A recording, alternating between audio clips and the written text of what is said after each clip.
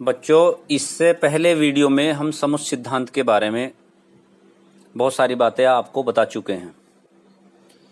Last दौर में हम चल रहे हैं, यानी ये टॉपिक ही, ये चैप्टर ही खत्म होने जा रहा है। तो अब हम लोग जो कर रहे थे वो था समुच्चय सिद्धांत को कहाँ किस तरीके से हम लोग अपने दैनिक जीवन में यूज़ करते हैं और किस तरीके से हम इससे ज़्यादा फ़ायदा उठा सकते हैं।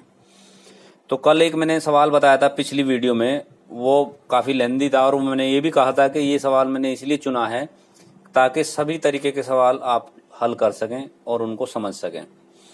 तो मैंने एक पहला मेथड बताया था, जो फॉर्मूले आपको मैंने समझाए थे उसी फॉर्मूले के बेस पर मैंने एक मेथड क्लियर किया था। आज मैं उसी सवाल को दूसरी विधि द्वारा भी समझाने की कोशिश कर रहा हूँ कि ताकि आप दोनों विधि में से कोई सी भी एक विधि चूज करें और उसी के बेस पर आप अपने सवालों को हल करें, ताकि समस्याओं को हल करने का आपको अच्छे से अच्छा साधन मिल जाए, आप उलझे ना। तो सवाल था, कल जो हम एक सवाल किया था वीडियो में, वो था एक कक्षा में 175 छात्र हैं, इनमें गणित के 100, भौतिक के 70 और रसायन के 46 हैं। गणित और भौतिक के 30, भौतिक और रसायन के 23 और रसायन और गणित के 28 छात्र हैं तथा तीनों विषय लेने वाले छात्र 18 हैं। तो हमें बहुत सारे क्वेश्चन हमसे इसके बाद पूछे गए थे कि बताइए केवल गणित लेने वाले छात्र कितने हैं, केवल भौतिक लेने वाले छात्र कितने हैं, केवल रसायन लेने वाले छात्र कितने हैं, भौतिक और रसायन लेने वाले छात्र कितने हैं, और गणित और भौतिक लेने वाले रसायन कितने हैं, और केवल एक ही विषय लेने वाले छात्र कितने हैं, कम से कम एक विषय लेने वाले छात्र कितने हैं, और कोई भी विषय ना लेने वाले छात्र कितने हैं। ये सारे क्वेश्चन आपसे पुटअप किए गए थे। तो इस सवाल को मैं दोबारा दूसरी विधि द्वारा समझाने का प्रयास करूंगा। बच्चों, आप बहुत ध्यान से इसको समझेंगे, इस वीडियो को भी अच्छे से देखेंगे। तो आपको दूसरी विधि जिसे बोलते वेन आरेख बनाकर सब हल करना। तो वेन आरेख में सबसे पहले आपको वेन आरेख विधि जब मैंने समझाई थी तो ये बताया था कि सबसे पहले एक यूनिवर्सल सेट बनता है जिसे आप रेक्टेंगल आयत के रूप में प्रदर्शित करते हैं। अब हमारे पास यहाँ 3 विषय हैं, गणित, भौतिक और रसायन। उनके लिए 3 सर्कल बना लिए हमने, 1, 2, 3। पहले का नाम रखा MPC यानी मैथ, फिजिक्स और केमिस्ट्री। आप इस तरीके से इनके नाम रखेंगे और जितने भी कॉलम बचे हैं कटने के बाद उन पे आप नंबरिंग करेंगे, अपनी तरफ से कोई भी नाम रख सकते हैं। तो मैंने यहां रखा है ABCDEFG, और बचा हुआ भाग यूनिवर्सल से जो बच गया, हो सकता है किसी ने कोई भी विषय ने लिया हो, सब्जेक्ट देख के भाग गया वहां से, H, उसको H ले लिया गया। अब आपके सामने सबसे पहले उन्होंने कहा कि मैथ लेने वाले, अब देखिए मैथ के अंदर मैथ का जो कंप्लीट सर्कल है ये है, ये कंप्लीट सर्कल है। कंप्लीट सर्कल में ABDE आता है। तो AB, अब मैंने यहां लिखा ABED बराबर 100। गणित लेने वाले कितने विद्यार्थी थे? 100। आपको सवाल में दिखाया गया ये 100 विद्यार्थी हैं भैया गणित लेने वाले। तो गणित इस सर्कल में पूरा आएगा। तो जब इस सर्कल में आएगा तो ABDE आपका 100 हो जाएगा। और फिजिक्स लेने वाले जो विद्यार्थी हैं BCEF, और वे कितने हैं? वे हैं 70। तो 70 जो, अब आप इसे लिख सकते हैं NP बराबर नंबर ऑफ स्टूडेंट, फिजिक्स लेने वाले विद्यार्थियों की संख्या, BCEF इज इक्वल टू 70। ऐसी केमिस्ट्री लेने वाले आपके जो विद्यार्थी रहेंगे DEFG बराबर 46। जो सवाल में दिए गए थे उसी के आधार पर हम लोग कर रहे हैं। अब सवाल में यह भी कहा गया था कि जो दो सब्जेक्ट एक साथ ले रहे, जैसे मैथ और फिजिक्स लेने वाले, फिजिक्स और केमिस्ट्री लेने वाले, केमिस्ट्री और मैथ लेने वाले विद्यार्थियों की आपको कैसे आपको ध्यान रखना है। तो मैथ और फिजिक्स लेने वाले, यानी मैथ और फिजिक्स में आपका आता है बेटा, देखो जो कॉमन पार्ट होगा, ये मैथ यहां कटा हुआ है और फिजिक्स ये कटा हुआ भाग है। तो ये वाला भाग जो कॉमन है, ये वाला, ये B और E मैथ फिजिक्स लेने वाले हैं। तो B और E 30 स्टूडेंट हो गए। फिजिक्स और केमिस्ट्री लेने वाले E और F हैं जो 23 हैं, आप देख सकते हैं। फिजिक्स और केमिस्ट्री लेने वाले EF 30 हो गए। और फिजिक्स और मैथ और केमिस्ट्री लेने वाले D और E हैं, वे 28 स्टूडेंट हैं। आप D और E को देख लीजिए, यहाँ D और E ये 28 स्टूडेंट हो गए हैं। अब जो तीनों विषय लेते हैं, जिन्होंने मैथ, फिजिक्स और केमिस्ट्री लिए, वे 18 स्टूडेंट है, और हमारे पास तीनों विषय लेने वाला सिर्फ एक ही कॉलम बनता है, बीच का जो तीनों को टच करता है वो है ई, यानी ई बराबर 18 आ जाता है। इस तरीके से जब ई बराबर 18 आएगा तो आप समझ गए होंगे कि हमारे पास ई का मान हमने ई का मान ज्ञात कर लिया है।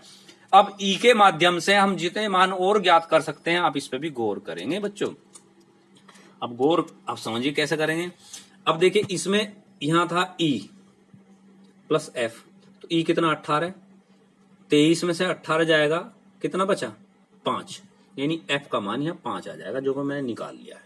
आप भी निकाल लेंगे, एफ का मान कितना है 5। ऐसे ही आपका यहां देखिए ई, बी और ई है, यहां ध्यान से, ये रहा बी और ई हमारा कितना है 18, 18 इधर जाएगा तो बी कितना आएगा 12, तो 12, मैंने बी का मान भी 12 निकाल लिया।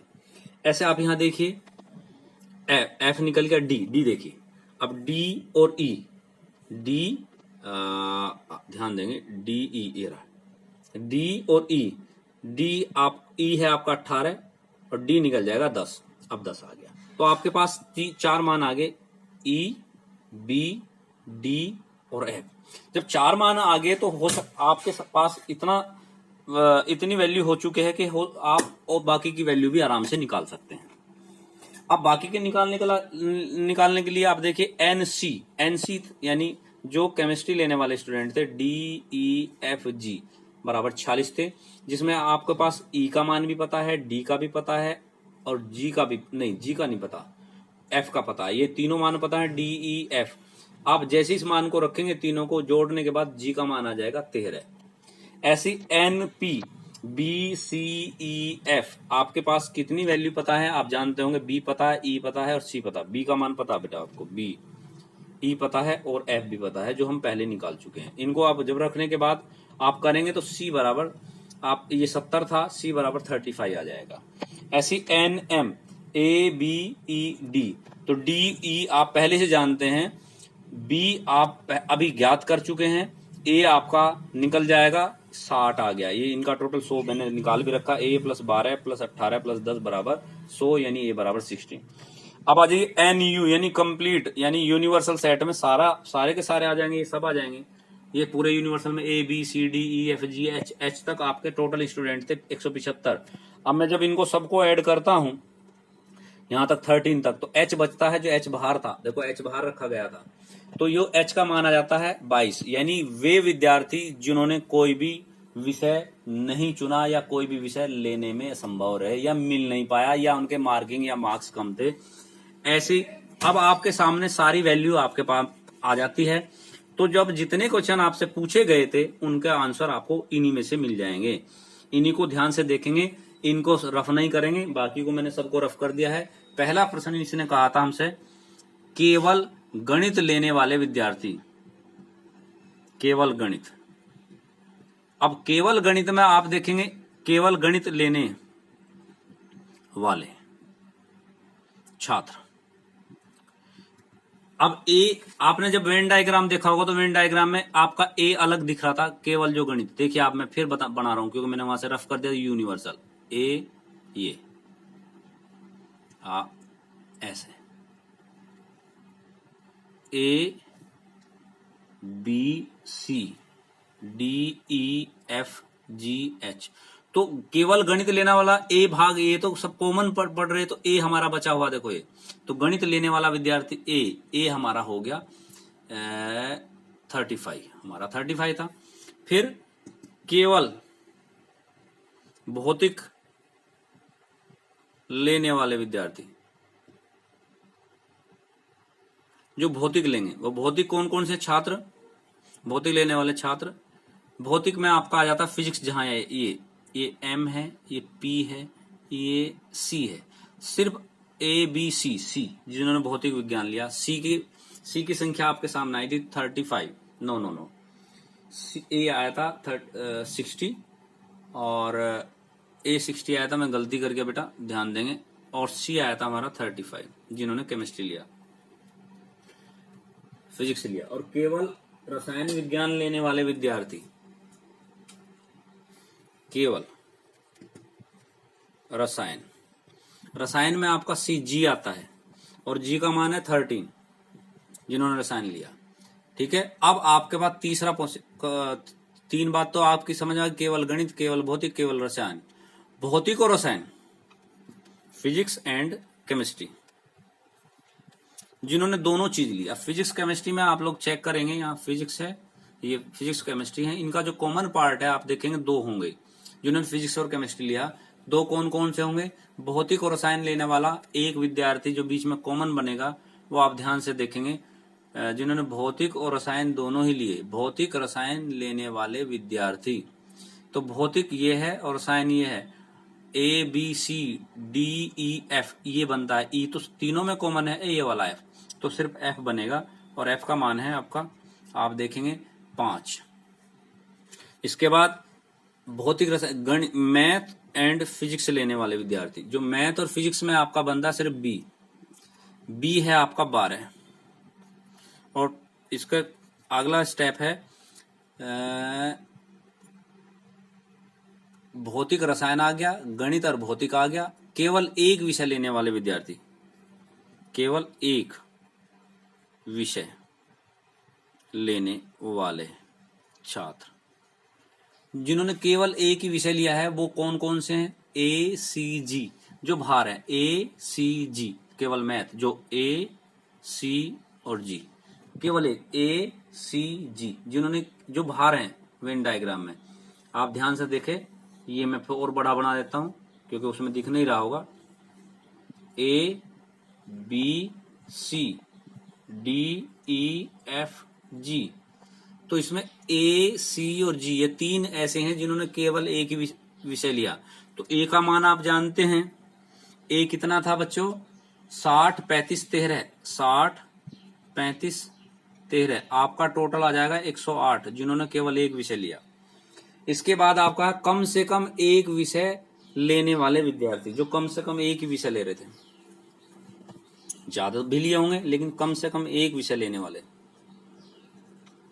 कम से कम एक विषय लेने वाले छात्र, जो कम से कम एक विषय लेंगे वो है A B C D E F G, जिन्होंने कम से कम एक लिया, इससे ज्यादा भी लिया तो सारे आ जाते हैं। एक तो लिया ए बी सी जी, अब सारे इसमें आ जाते हैं। कम से कम एक विषय लेने वाले विद्यार्थी 153 बैठते हैं भैया। कितने बैठते हैं? 153। अब इसमें सीधा सीधा एक सवाल आ जाता है कि जब कम से कम एक विषय लिया तो विद्यार्थी तो 175 थे, बाकी कहाँ गए? जिन्होंने कोई भी विषय नहीं लिया, कोई भी विषय नहीं लिया, ऐसे विद्यार्थी एच हैं, सिर्फ वो है 22, जो मैं पहले केस में निकाल चुका था। तो सारे प्रश्नों का उत्तर आपका वेन डायग्राम यानी वेन आरेख द्वारा भी आप बता सकते हैं।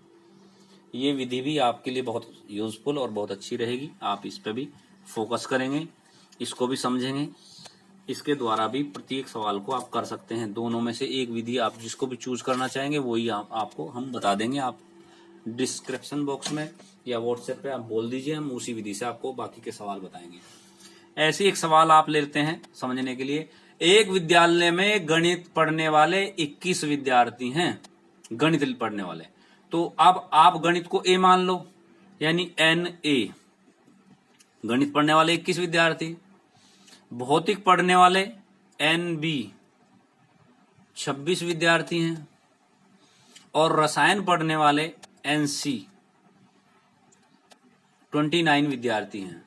यदि 14 विद्यार्थी गणित और भौतिक दोनों पढ़ते हों, यानी यहां आप लिखेंगे एन ए इंटरसेक्शन बी, गणित और भौतिक पढ़ रहे हैं कितने? 12 विद्यार्थी, और रसायन और गणित पढ़ने वाले एन बी इंटरसेक्शन सी 15, और एन सी इंटरसेक्शन ए, यानी कि इसमें कहा गया रसायन और गणित पढ़ने वाले 8, तीनों विषय पढ़ने वाले 8, और भौतिक और रसायन पढ़ने वाले 12 विद्यार्थी हैं। और जिन्होंने तीनों ही विषय पढ़े हैं, भौतिक रसायन विद्यार्थी, रसायन और गणित तथा, ठीक है, 8 विद्यार्थी तीनों विषय पढ़ते हैं, N A intersection B intersection C बराबर 8। अब यही सवाल आप वेन डायग्राम द्वारा भी ज्ञात कर सकते हैं। तो उसने कहा तो पढ़ने वाले कुल विद्यार्थियों की संख्या ज्ञात कीजिए, कुल विद्यार्थी कितने हैं, तो आप वेन डायग्राम से निकाल सकते हैं। पढ़ने वाले 8 विद्यार्थी तीनों विषय पढ़ते हैं, तो पढ़ने वाले कुल विद्यार्थियों की संख्या ज्ञात कीजिए। तो आप लोग वेन डायग्राम से भी इसको निकाल सकते हैं, मैंने ये निकाल दिया। यानी आपको पूरा अगर सवाल निकालना तो A union B union C, पढ़ने वाले कुल विद्यार्थियों की संख्या हमें ज्ञात करनी है इन सबको। तो आपसे क्या सवाल पूछा है, एक विद्यालय में गणित पढ़ने वाले, भौतिक पढ़ने वाले, रसायन पढ़ने वाले 2-2 विषय का भी हिसाब दिया, फिर तीनों विषय का भी हिसाब दिया। तो कह रहा तो पढ़ने वाले विद्यार्थियों की संख्या ज्ञात कीजिए कितनी होगी। तो इसके लिए फॉर्मूला बताया था N A N B N C minus N A intersection B minus N B intersection C minus N C intersection A plus N A intersection B intersection C. ये आपको फॉर्मूला बताएगा। तो हमें निकालना N A union B union C equal to N A. N A आपका कितना है वो लिखेंगे 21, 26, 29 माइनस 14 माइनस 15 माइनस 12 प्लस 8। कैसे निकाला ये N A math physics chemistry, math physics minus 15, physics chemistry और केमिस्ट्री मैथ और प्लस तीनों विषय 8। टोटल आपका निकल का जाता है यहाँ 43 विद्यार्थी ऐसे हैं जो ये विषय पढ़ते हैं। ठीक है बच्चों, मैं आज की वीडियो में बस इतना ही। अगली नेक्स्ट वीडियो में अगर आपका कोई क्वेरीज हैं या क्वेश्चंस बनते हैं तो आप लोग मेरे से पूछिए, और नहीं तो मैं नेक्स्ट वीडियो में आपको नए चैप्टर के साथ आपके सामने हूँगा।